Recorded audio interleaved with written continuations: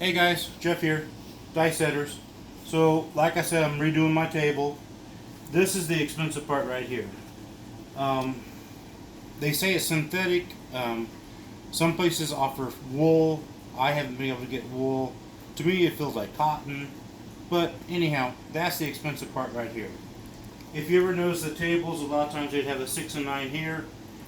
They've taken it off on here. If you do find a 6 and 9, more than likely that out layout is more expensive. Also, if you notice, the little arrows are all just pointing this direction.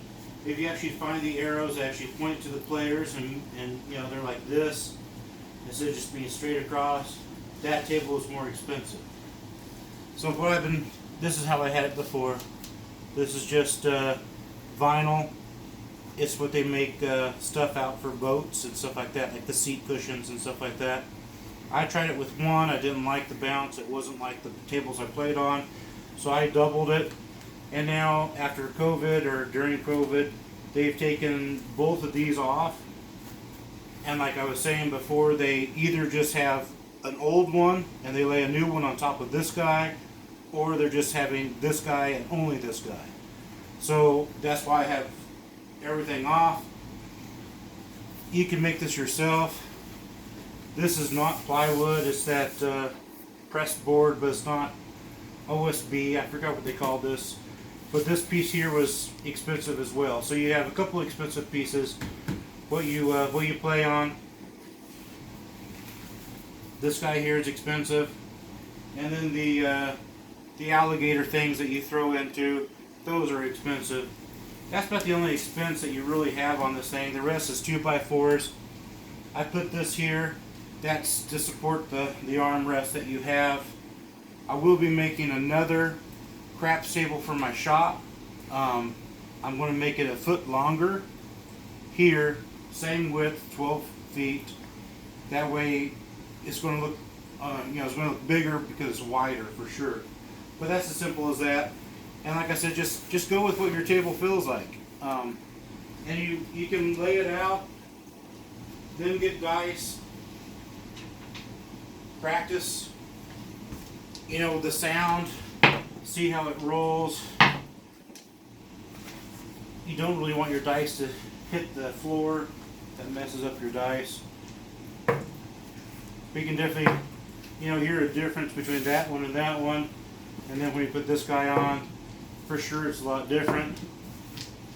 But I'm going to go just with this.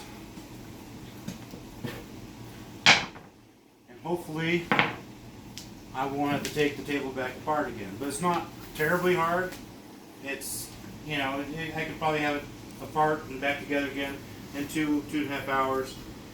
I was going to sit there and make it different, but I'm going to spend my money on the other table, the table for my shop. But that's as easy as that. Make your legs. I think it's supposed to be, this is supposed to be 27 inches from the floor. So from your tabletop to the floor, and then from here to where your arm is, it's supposed to be 12 inches. The alligator things that you get are 11 inches. So I would sit there and do 28 inches off the floor here, and then 11 inches to where the board is for you to lean on, and that way the alligator strip comes all the way flush. You won't have an inch of gap. It just looks smoother, nicer. But that's what I would do. Again, regulations 27 from the floor to here, and from here to where you put your arm at is 12. But I'd rather have the alligator nice and tight. So I do 28 and 11. That's it. That's as hard as it is to make a craps table. Again, your expense, just some material, your alligator strips, good dice. You probably can make one for 400, 500 bucks. Your chips, that's also an extra expense. That's it. Have a good one, guys. Thank you.